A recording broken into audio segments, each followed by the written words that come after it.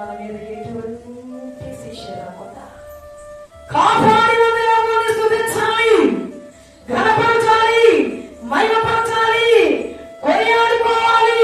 కాబట్టి ఆ ప్రభు నేను క్షమించాను, ప్రేమించాను, ఆదరిస్తున్నాను, నా యొక్క మహిమను నీ మీద ఉదయింప చేస్తున్నాను, ఉదయింప చేశాను. లేకపోతే వెలుగు నీ మీదకి వచ్చేసింది.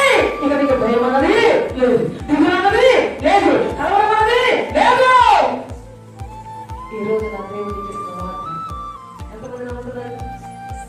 దేవుని స్తోత్రం, హల్లెలూయా.